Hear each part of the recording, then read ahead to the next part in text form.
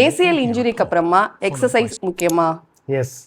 ஏன்னா ஏசிஎல் இன்ஜுரிக்கு அப்புறம் proper rehab பண்ணும்போது தான் உங்களோட லெக்கோட நார்மல் ஃபங்க்ஷன் அண்ட் ஸ்போர்ட்ஸ் ஆக்டிவிட்டிக்கு நீங்கள் திரும்ப போகிறதுக்கு ரொம்ப யூஸ்ஃபுல்லாக இருக்கும். ஏசிஎல் இன்ஜுரியில் மசில் வேஸ்டிங் ஆகுமா?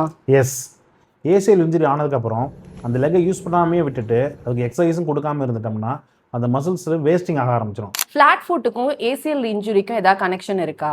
எஸ். ஏன்னா ஃப்ளாட் ஃபுட் இருக்கும்போது ஓவர் ப்ரொனேஷன் ஆஃப் டிபியா நடக்கிற போது ஏசிஎல் இன்ஜுரி ஆகிறதுக்கு நிறைய பாசிபிலிட்டிஸ் உண்டு. இது நார்மலாக எல்லாருக்குமே வருமா அப்படின்னு கேட்டால் கண்டிப்பாக கிடையாது.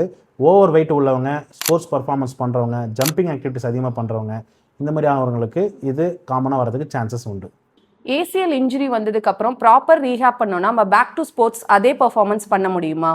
எஸ், கண்டிப்பாக முடியும். சர்ஜிக்கல் ஆர் நான் சர்ஜிக்கல் எந்த டைப் ஆஃப் ட்ரீட்மெண்ட் எடுத்தாலுமே 6 months கழிச்சு தான் நீங்கள் ஸ்போர்ட்ஸ் பர்ஃபார்மன்ஸ்க்கு போக முடியும்.